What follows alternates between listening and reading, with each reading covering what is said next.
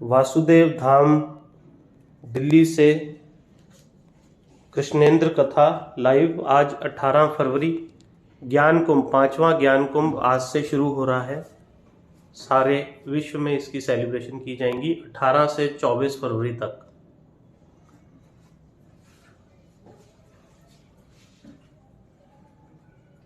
बोलिए। माखन चौर कृष्ण बैठे हैं आज यहाँ पर, और ब्रह्मांडधीश कृष्णेंद्र के दरबार लगा है यहाँ पर, आप देख सकते हैं।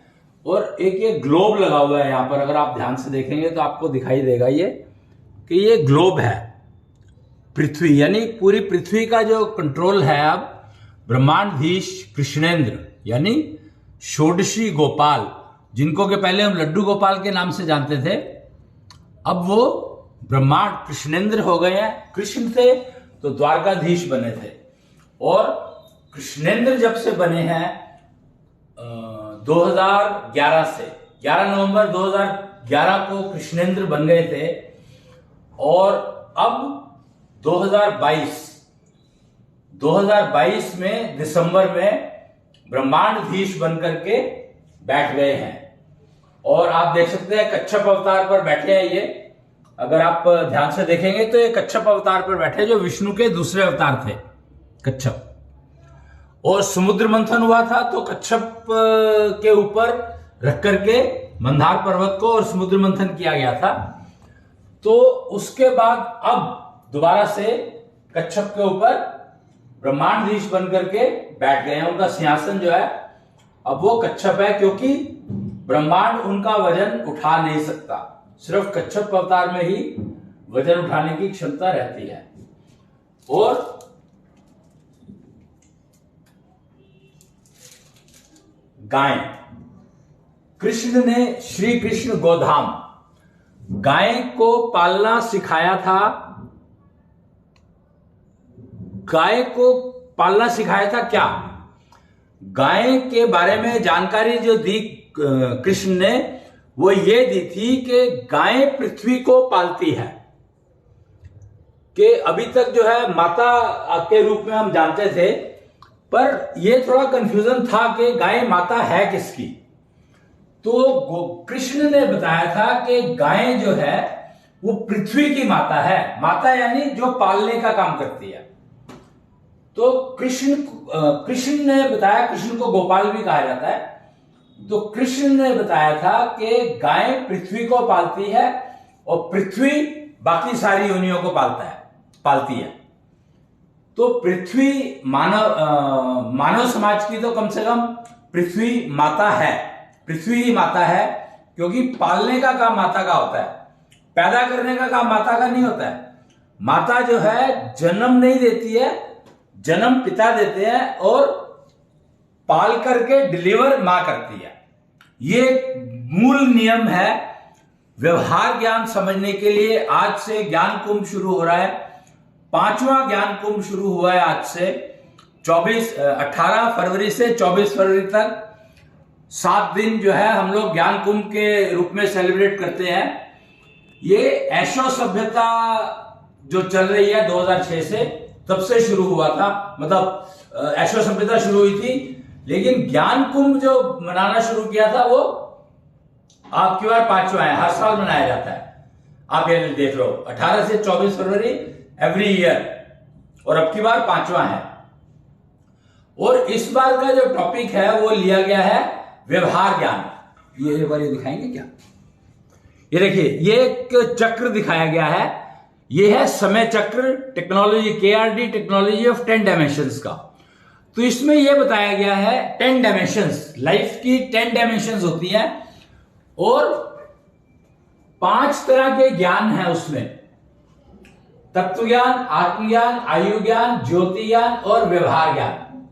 और उनको प्राप्त करने के 4 रास्ते हैं: कर्म, भक्ति, शक्ति, समय। तो अब की बार का जो ज्ञान कुंभ है उसके अंदर हम लोगों ने जो ज्ञान जो चुना वो चुना व्यवहार ज्ञान। कि व्यवहार ज्ञान अगर आपके पास कमी है व्यवहार ज्ञान में, यानी व्यवहार ज्ञान की समझ नहीं है, तो आपकी जिंदगी चल नहीं सकती। सबसे पहले हमें यह समझना जरूरी है कि व्यवहार ज्ञान शुरू कब से होता है। तो इसके लिए आप मूल जो आधार जो है व्यवहार ज्ञान का, वो है विवाह। विवाह से व्यवहार ज्ञान शुरू होता है। क्या हम ये लोग ये बात जानते थे? नहीं जानते थे। क्यों नहीं जानते थे? क्योंकि कहते हैं कि व्यवहार तो जब बच्चा थोड़ा सा बड़ा हो जाता है तो व्यवहार ज्ञान उसको आना चाहिए, उसको सिखाया जाता है कि ये पेरेंट्स है, ये पिता है, ये माँ है, ये दादी है, ये बाबा जी है, ये नाना है, ये नानी है, चाचा है, ताऊ है, बुआ है, मौसी है, ये सब चीजें बताई जाती है उसको। तो व्यवहार ज्ञान तो तब से शुरू हो गया।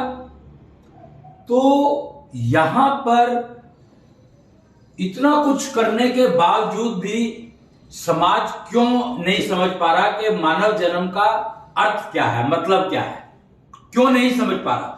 आज तक भी इतना कंफ्यूजन क्यों है कि हम अगर इंसान के रूप में पैदा हुए हैं या जानवर के रूप में पैदा हुए हैं तो उनमें फर्क क्या है? ये कंफ्यूजन क्यों अभी तक क्लियर नहीं हो रहा? इसको वहां पर लगा लें। तो हम अब लोग जरा बैठ करके और इसके ऊपर चर्चा करेंगे। ज्यादा फ्रंट कैमरा कर दिया? अच्छा, ठीक है।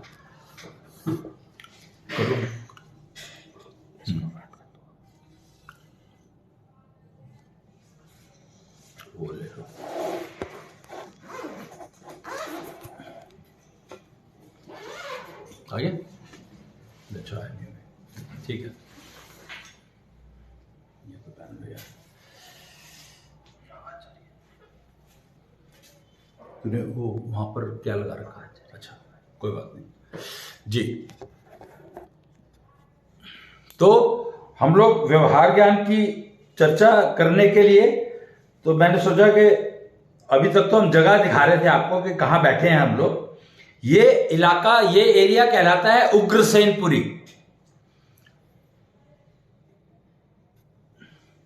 प्रणाम, मैं अश्विनी जी दिल्ली वाले और कृष्णेंद्र कथा में आपका स्वागत है। और आज से 5वां महाकुंभ शुरू हुआ है, जैसा कि मैं बता रहा था अभी तक। और कृष्ण बैठे हैं आज यहां पर आकर, उग्रसेनपुरी में आज कृष्ण बैठे हैं आकर के।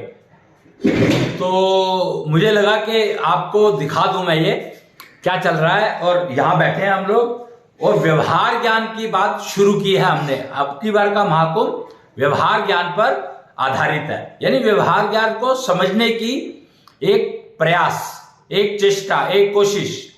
इसके ऊपर चर्चा करेंगे और समझेंगे कि सब कुछ ठीक ठाक समझ में आ जाए, पता लगे कि व्यवहार ज्ञान होता क्या है और व्यवहार ज्ञान के बिना जिंदगी कैसे चलती है। अभी तक हमें यही नहीं पता था कि व्यवहार ज्ञान शुरू कब से होता है।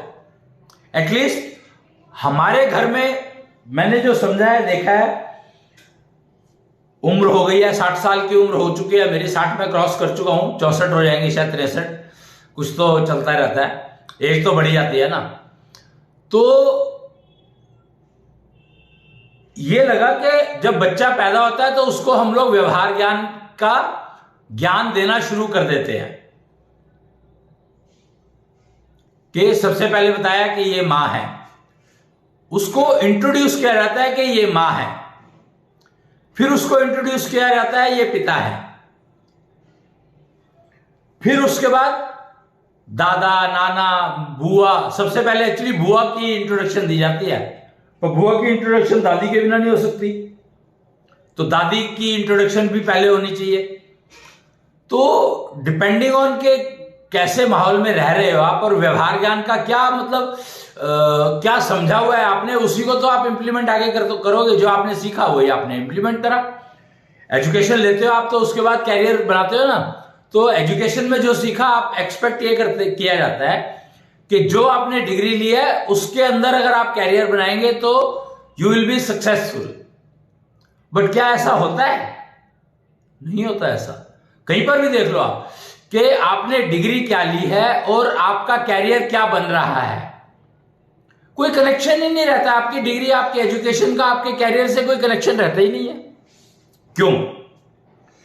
क्योंकि कैरियर में हमें वो करना पड़ता है जो नीड ऑफ द जॉब है, ना कि वो जो आपने सीखा हुआ है। बस सिंपल सी बात है कि अगर मैंने मान लो मैकेनिकल में डिग्री ली है और मेरे को नौकरी मिली इलेक्ट्रॉनिक्स की कंपनी में, तो अब मैं क्या करूंगा? या तो मैं जॉब ज्वाइन ना करूं, तो मैं बिना जॉब के बैठा रहूंगा। कैसे काम चलेगा? रोटी कैसे मिलेगी? तो जो मेरे को जॉब मिल रही है मैं वो ज्वाइन करूंगा ही, नेचुरल सी बात है। अब तो मेरे मैकेनिकल का सीखा हुआ किस काम आया? बेकार हो गया। क्यों? क्योंकि इलेक्ट्रॉनिक्स में जो नीड है, मुझे जॉब तो इसलिए मिल गई बिकॉज मैं इंजीनियर था, डिग्री थी मेरे पास, जॉब मिल गई। तो इंजीनियर होने का मतलब यह समझा गया कि ये आदमी 18 घंटे मेहनत कर सकता है। इमेजिन क्या कह रहा हूं मैं, कि इंजीनियरिंग की डिग्री लेने का मतलब यह नहीं है कि आपने कुछ सीखा, बल्कि आपके उससे रिफ्लेक्ट हुआ कि आपने किस इंस्टीट्यूट से इंजीनियरिंग की है। तो इसका मतलब है कि आप इतने घंटे मेहनत कर सकते हो।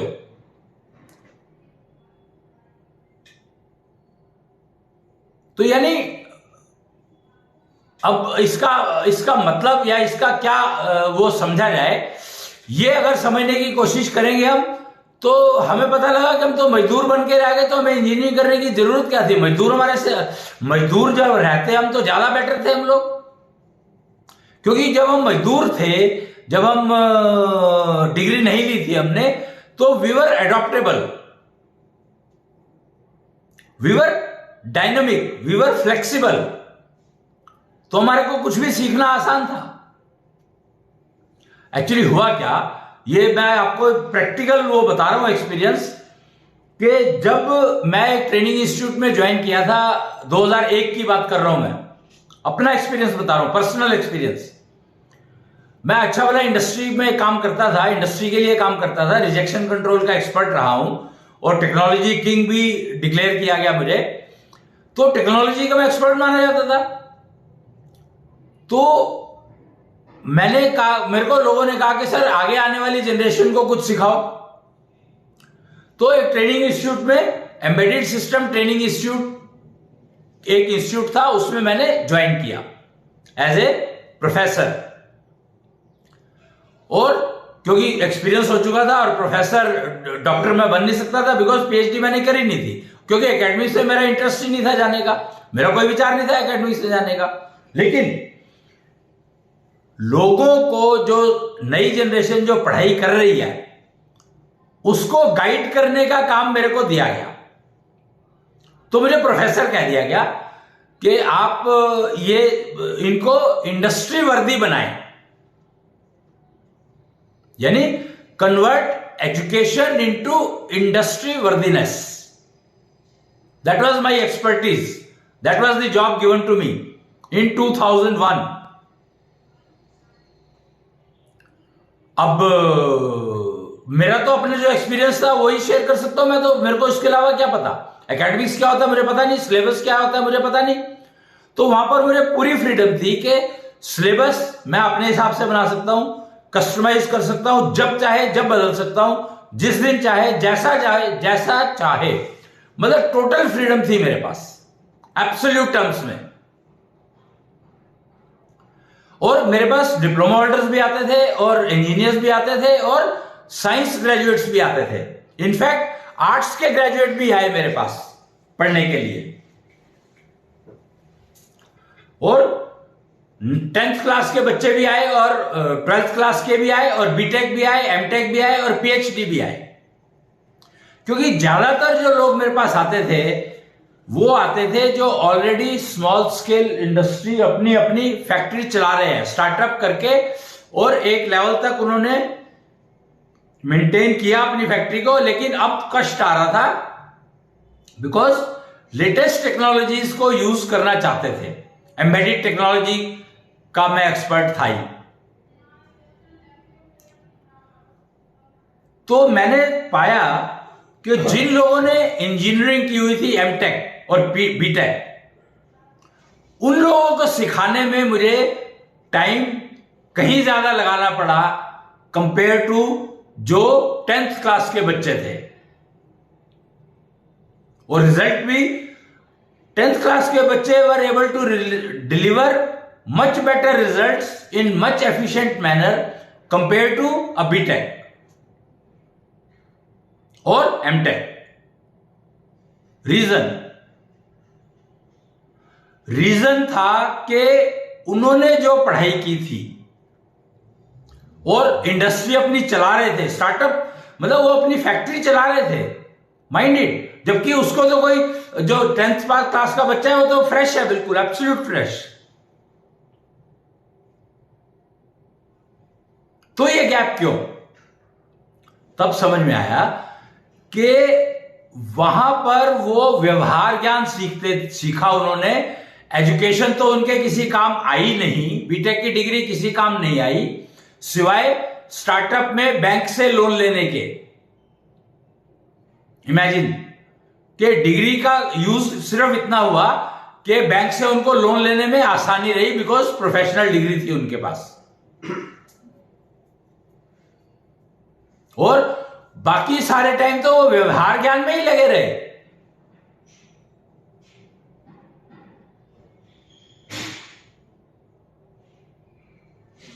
क्यों? क्योंकि जब आप स्टार्टअप, आप अगर कोई फैक्ट्री लगाते हो, मान लो कोई बिजनेस स्टार्ट करते हो, तो नेचुरली आपको सेल्स भी देखनी है, प्रोडक्शन भी देखनी है, परचेजिंग भी देखनी है, अकाउंट्स भी देखना है, टैक्स लायबिलिटीज भी देखनी है, और पेमेंट्स भी देखनी है, बैंक भी देखना है, सब कुछ देखना है। और स्टार्टअप में आप इतने सारे लोगों को अगर एम्प्लॉय रखेंगे तो आपकी तो कंपनी पहले ही बंद हो गई। मैं एक इंजीनियरिंग कॉलेज में लेक्चर के लिए बुलाया था मुझे, मैं ये तभी की बात कर रहा हूं 2003-2004, इनिशियल सेंचुरी, 2000 मिलेनियम कहा था इसको, 2099 से 2000 में गए तो मिलेनियम कहा उसको हमने। और millennium means actually 10 lakhs million, कोई कनेक्शन ही नहीं है। मतलब हम क्या कह रहे हैं, क्या समझ रहे हैं, क्या बोल रहे हैं, उसके अंदर कोई कोहेरेंस है ही नहीं। तो उसका मूल कारण था व्यवहार ज्ञान का मिसिंग होना। उसका मूल कारण था व्यवहार ज्ञान का प्रेजेंट ना होना, या व्यवहार ज्ञान की ट्रेनिंग ना होना, या व्यवहार ज्ञान क्या होता है इसके बारे में चर्चा का ना होना, मूल कारण। और व्यवहार ज्ञान अगर मिसिंग है तो परिवार आपका चलेगा ही नहीं, रिलेशनशिप चलेगी नहीं। एक्चुअली मुझे रिलेशनशिप ट्रबल शूटिंग का अवार्ड मिला था, कोई 4-5 साल पहले की बात है, 4-5 साल ही हुए होंगे शायद। Relationship trouble shooter, relationship trouble shooter का मतलब क्या है कि व्यवहार ज्ञान मिसिंग है, तो उसको उसकी वजह से ट्रबल आई है और उसको ठीक करवाना, करना जो भी कर सकते हो। पर व्यवहार ज्ञान के लिए टेक्नोलॉजीज अवेलेबल नहीं है कुछ। तो एक सब्जेक्ट चला डेटा माइनिंग, मतलब पहले तो धरती की माइनिंग की जाती थी, पृथ्वी की माइनिंग की जाती थी, और उसमें कुछ निकला तो उसको ढूंढा कि ये क्या हो सकता है, फिर उसका एक नया नाम दिया, कोबाल्ट 60, कोबाल्ट 80, कोबाल्ट 20, मतलब नाम ही नहीं रहे हमारे पास, तो नंबर लगाने शुरू कर दिए।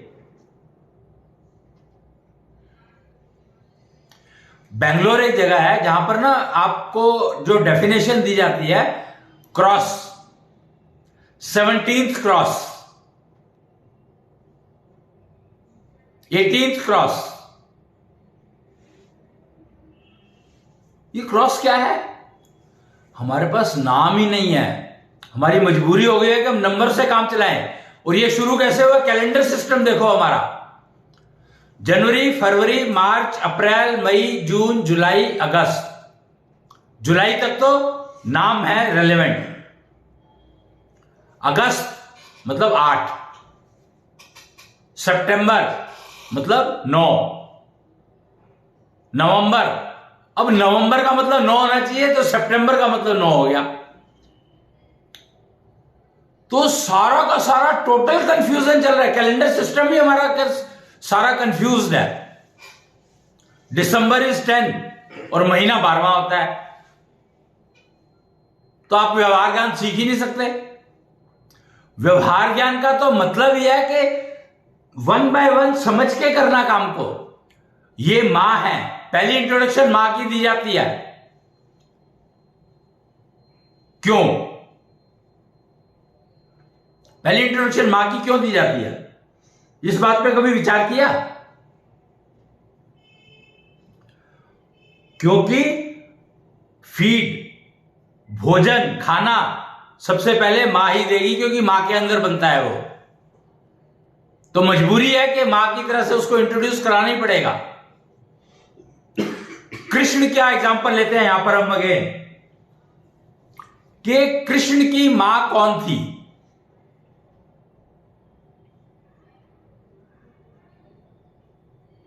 आज तक भी इतना कंफ्यूजन है इस बात पे कि कृष्ण की मां कौन है। ये बात बाजार में पूछो तो 90% लोग जो है उसकी मां को यशोदा को बताएंगे।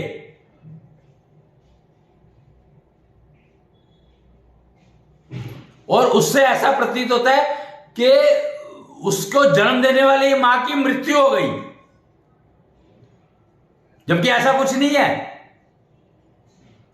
और कृष्ण को कहता है, कृष्ण खुद कहते हैं कि मैं तो कहीं और था, मैं यहां पर ये कुछ तो गड़बड़ है, कुछ तो कंफ्यूजन है।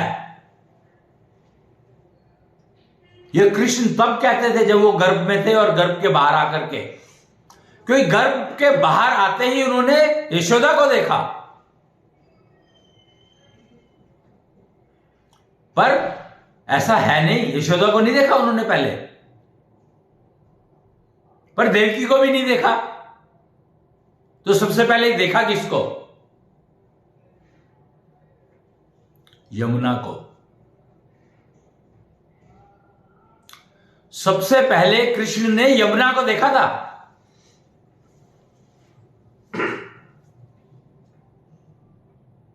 क्यों? क्योंकि जब वासुदेव यमुना में उतरे तो यमुना में तूफान आ गया, बाढ़ आ गई, पानी बहुत ऊपर तक चलने लगा।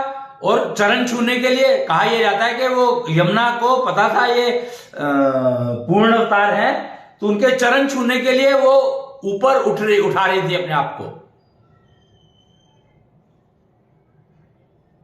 बहुत सारी ऐसी पेंटिंग मिल जाएगी जिसपे दिखाया गया कि वासुदेव पानी के अंदर है। तो अगर पानी टच करेगा तो आंख तो खुली जाएगी ना। तो सबसे पहले उन्होंने यमुना को देखा और फिर इंट्रोडक्शन ये दी गई कि यशोदा आपकी मां है, ये इंट्रोडक्शन दी गई। तो कृष्ण को एश्योर्ड थे वो कि नहीं, ये मेरी मां नहीं है। पर ऑब्जेक्शन करने के उसमें भी नहीं थे, क्योंकि उनको नहीं पता था कि उनकी मां कौन है।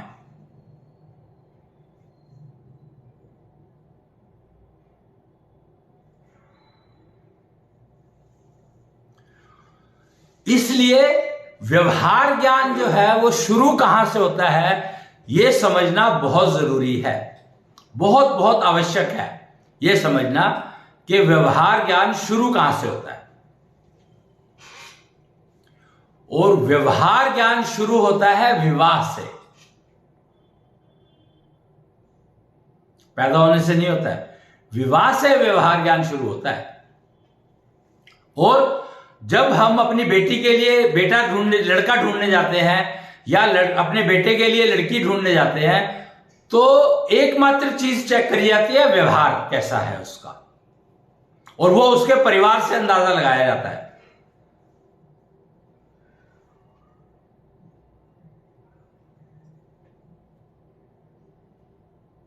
इसीलिए परिवार को देखना समझना बहुत जरूरी है। अगर आप विवाह पर जा रहे हैं, विवाह करने के लिए जा रहे हैं अपने बच्चों का, तो परिवार को देखना समझना बहुत बहुत आवश्यक है। और दूसरा पैरामीटर जो देखना है, जो कि बहुत बहुत जरूरी है, वो देखना है सामने वाले की learning efficiency, E square quotient. बहुत जरूरी है देखना कि चलो उसने अभी तक जो सीखा होगा कोई बात नहीं, डिग्री ले ली उसने तो, लेकिन उसकी सीखने की क्षमता क्या, मेहनत करने की क्षमता देखने का फायदा नहीं है। वर्क एफिशिएंसी देखने का कोई फायदा नहीं है, उसका फायदा है देखने का तो मेंटल वर्थ देखने का फायदा है।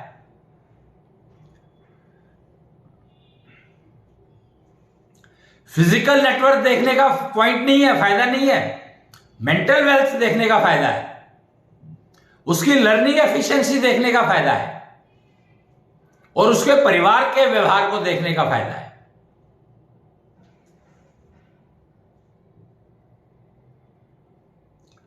लर्निंग एफिशिएंसी क्यों? तो ये मैंने पहले ही एग्जांपल दिया आपको कि मैंने मैकेनिकल में डिग्री की थी और नौकरी चाहिए थी, डेस्परेट था, तो इलेक्ट्रॉनिक्स की कंपनी में मेरे को वो मिली, जॉब मिली। तो वो उन्होंने जॉब इसलिए दी क्योंकि मैंने इंजीनियरिंग की हुई थी, तो मुझे 18 घंटे मेहनत करने का शौक था। शौक क्या था? I was used to 18 hours.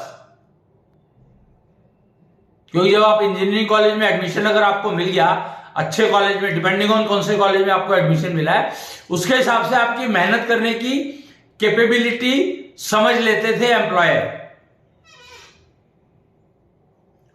पर उसमें फेलियर ज्यादा होता था, यह भी बता दूं मैं क्यों। क्योंकि लर्निंग एफिशिएंसी जो की पैरामीटर है वो लर्निंग एफिशिएंसी है। अगर आप लर्निंग एफिशिएंसी को समझ लोगे सामने वाले की, तो फिर आप रिक्रूट करोगे, उसको नौकरी दोगे, तो गारंटी है कि वो आपके रिजल्ट्स मच मच बेटर देगा। क्यों? क्योंकि प्रोजेक्ट रोज बदल जाता है। प्रोजेक्ट तो खत्म हो गया, आज खत्म हो गया, कल को नया प्रोजेक्ट शुरू हो जाएगा। तो नए प्रोजेक्ट में नई टेक्नोलॉजी, अगर उसकी लर्निंग एफिशिएंसी पुअर है तो नए प्रोजेक्ट में डाल नहीं सकते, पुराना प्रोजेक्ट खत्म हो गया तो नौकरी से निकालना पड़ेगा। कोई हल है ही नहीं आपके पास, चॉइस ही नहीं है कोई। तो रोज आप नौकरी से निकालते रहोगे और रोज नए लोग रखते रहोगे, तो आपकी जिंदगी सारा उम्र इसी काम में निकल जाएगी। तो फिर आप अपनी कंपनी में एक्स्ट्रा बर्डन डालोगे, एचआर डिपार्टमेंट क्रिएट करोगे, जिसका कोई मतलब नहीं है, जिसका कोई मीनिंग है ही नहीं। फिर आपको एडवर्टाइजमेंट वर्ल्ड का सहारा लेना पड़ेगा, क्योंकि आपका प्रोडक्ट वर्थ नहीं है, तो उसको बेचने के लिए आपको एडवर्टाइजमेंट वर्ल्ड का सहारा लेना ही पड़ेगा। और अभी कंपटीशन किस चीज में चलता है पता है आपको? एक कंपनी है जो मोबाइल बनाती है, सिर्फ एक कंपनी, ओईएम मैन्युफैक्चरर कहते हैं जिसको हम, और उसको 500 ब्रांड नेम से बिक रहा है वो।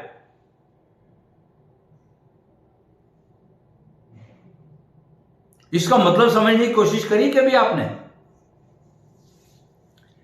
कि आप एक ही प्रोडक्ट के 2000 में भी मिलता है, 20,000 में भी मिल रहा है, 2 लाख में भी मिल रहा है, तो कुछ तो फर्क होगा। नेचुरल सी बात है, कुछ तो फर्क होगा ही भाई। तो क्या फर्क होगा? बनाने वाली एक ही कंपनी है। इंटेल का प्रोसेसर तो इंटेल ही कंपनी बनाएगी,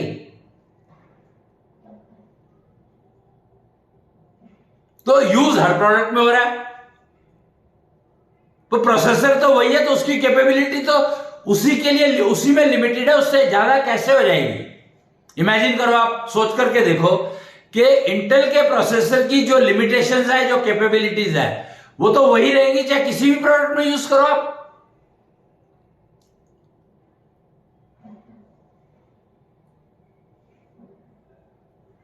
तो इंपॉर्टेंट डिग्री नहीं है, इंपॉर्टेंट है लर्निंग एफिशिएंसी को समझना। और एजुकेशन जो होनी चाहिए, एजुकेशन में जो सिखाना, पढ़ाना, प्रैक्टिस करवानी है, वो करवानी है कि लर्निंग एफिशिएंसी इंप्रूव हो, परफॉर्मिंग एफिशिएंसी इंप्रूव हो। वर्क एफिशिएंसी का कोई फायदा नहीं है, बेकार है वो। कोई भी इंसान अगर एक काम को 10 घंटे में करता है और दूसरा उसको 2 घंटे में करता है, तो आप 2 घंटे वाले को नौकरी दे दोगे और 10 घंटे वाले को नहीं दोगे, तो सबसे ज्यादा नुकसान आपको ही होने वाला है कि 2 घंटे में उसने काम तो कर दिया, पर आपको हमेशा डाउट रहेगा पता नहीं ठीक किया है कि नहीं किया है। गारंटीड है, पक्की बात है, रहेगा ही रहेगा। और work efficiency is dependent on circumstances. अभी क्या कहा जाता है कि स्कूल की बात करता हूं मैं यहां पर, आज हम व्यवहार ज्ञान के को समझने की चेष्टा कर रहे हैं, कोशिश कर रहे हैं, तो स्कूल की बात करते हैं हम लोग कि हमने इंटरनेशनल स्टैंडर्ड के स्कूल बना दिए और इंटरनेशनल डिग्री की रिकॉग्निशन इंडिया में नहीं है, इंडियन डिग्री की रिकॉग्निशन बाहर नहीं है। तो ये इंटरनेशनल स्टैंडर्ड हुआ क्या?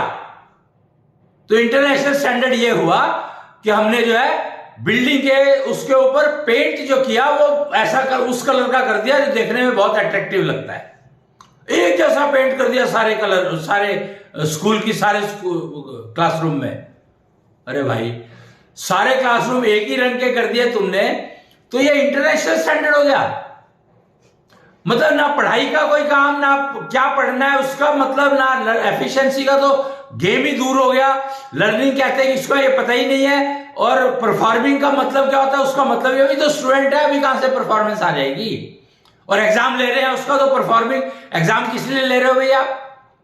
जब आपको पता है कि आपके टीचर ने सारे स्टूडेंट्स को ये पढ़ाया है, वो एक ही चीज पढ़ाई है सबको, तो फिर एग्जाम किस बात का? एग्जाम का मतलब क्या हुआ ये बता दो मेरे को आप, क्या मतलब हुआ उस एग्जाम का? जब एक ही चीज, एक ही syllabus, absolutely same, everything same, पढ़ाने वाला भी सेम, पढ़ने वाले भी सेम और सिलेबस भी सेम, फिर एग्जाम किस बात का ले रहे हो आप? बताओ, इससे ज्यादा मूर्खता की बात क्या होगी कि सारे क्लासरूम का कलर हमने एक कर दिया, सारे क्लासरूम में बिजली बल्ब लगा दिए, दिमाग की बल्ब जलाना नहीं सिखाया, बल्ब लगा दिए, बटन ऑन करके सारे बल्ब, बटन अपने आप, मतलब बटन ऑन करने की जरूरत नहीं, अपने आप ऑन हो जाते हैं। एसी लगा दिए जो टेम्परेचर मेंटेन करते हैं। ये तो एजुकेशन का हाल है, हम ये सिखा रहे हैं। एजुकेशन का स्टैंडर्डाइजेशन में ये हो रहा है।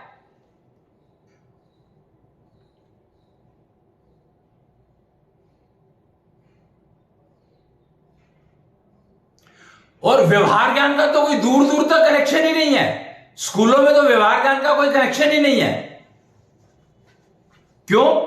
क्योंकि व्यवहार ज्ञान शुरू कहां से होता है, इस बारे में ही जानकारी मिसिंग है। रूट कॉज, आधार क्या है व्यवहार ज्ञान का?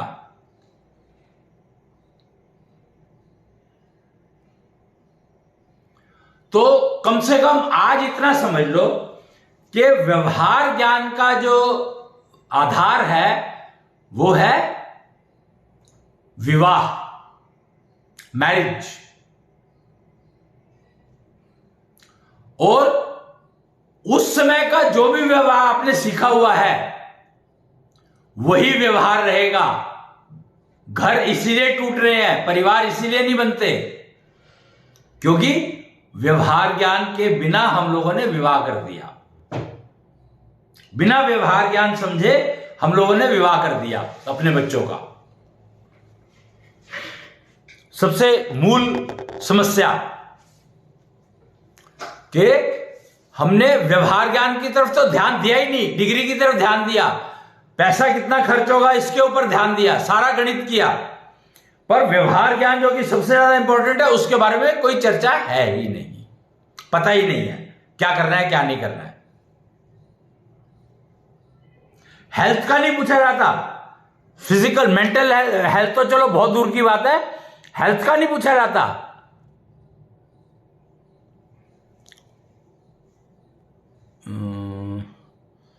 हेल्थ का भी नहीं पूछा जाता और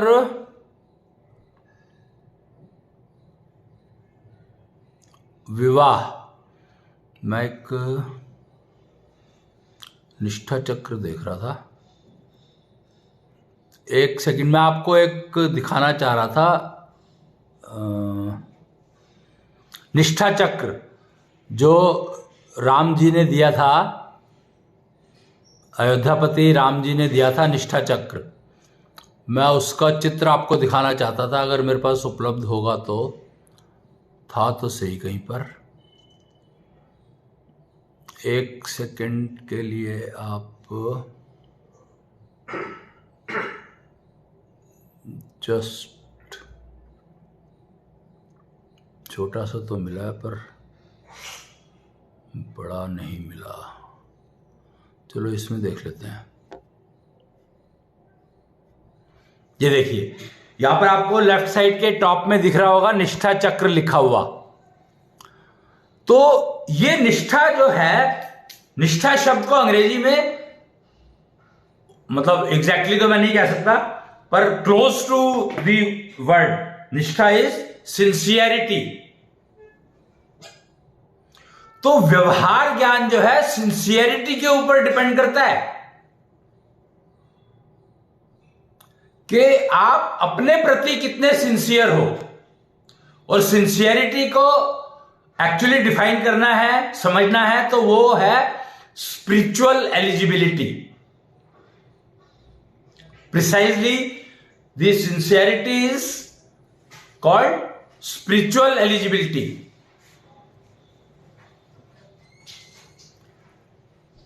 Spiritual eligibility is the key which conveys what is the व्यवहार ज्ञान of the person। तो उसके लिए ये निष्ठा चक्र को समझना बहुत जरूरी है, और ये निष्ठा चक्र हर प्राणी में प्रेजेंट होता है। इसके ये आधार है जीवन का, समाज का आधार है। इसके बिना आपकी जिंदगी झंड है, बेकार है, यूजलेस है, किसी काम की नहीं है। और 7 वो है इसके आयाम, 7 आयाम है, और वो है फेजेस ऑफ लाइफ। और हर उसमें ये देख लो कि हर फेज में व्यवहार ज्ञान तो चाहिए ही चाहिए। और विवाह से शुरू होता है व्यवहार ज्ञान, विवाह से शुरू हो जाता है और लाइफ लॉन्ग चलता है। लिखा है यहां पर, विवाह काल लाइफ लॉन्ग, परिवार काल लाइफ लॉन्ग।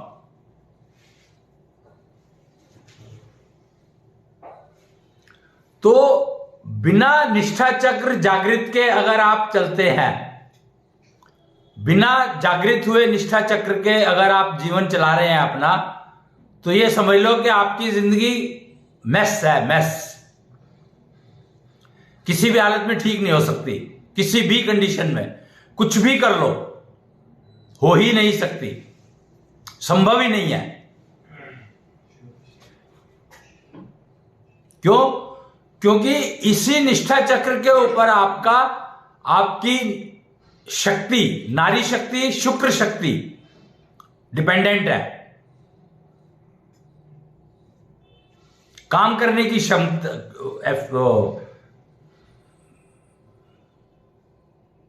एलिजिबिलिटी, क्षमता जिसको कहते हैं, वो डिपेंडेंट है इसके ऊपर। निष्ठा चक्र, सिंसियरिटी टुवर्ड्स सेल्फ, कि तुम अपने प्रति कितने सिंसियर हो, तो वो निष्ठा चक्र की आपकी जो मूवमेंट है वो बताती है। हर एक के पास है, और इसका नाम दिया गया है नारी शक्ति। निष्ठा चक्र जब चलता है तो जो शक्ति जनरेट कर रहा है उसी को नारी शक्ति कहा गया है। और उसके बिना सब बेकार है। तो अब इस सत्र को मैं यहां पर ही आज पूरा कर रहा हूं। अगर संभव हुआ तो शाम को इसका बैलेंस पार्ट किया जाएगा, अगर संभव हुआ, नहीं तो मोटा मोटा मैंने वैसे आधार बता ही दिया है। तो आज के लिए इतना ही, और गाय ज्ञानिता गाकर के हम लोग इस सत्र का समापन करेंगे। गाय ज्ञानिता 5वां ज्ञान कुंभ शुरू हुआ है आज से। और निष्ठा चक्र, मतलब ये समझ लो कि निष्ठा चक्र को ही समझना है हमें इन 7 दिनों में। ज्ञान कुंभ में, तभी व्यवहार ज्ञान का हमें मतलब समझ में आएगा और हम उसका एटलीस्ट ये समझ पाएंगे कि हमें क्या करना चाहिए। इतनी शक्ति हमें दे न माता, मन पे विश्वास कमजोर ना हो। अनेक रस्तों में है एक रास्ता, भूल कर भी कोई भूल ना हो। जय कृष्णेंद्र।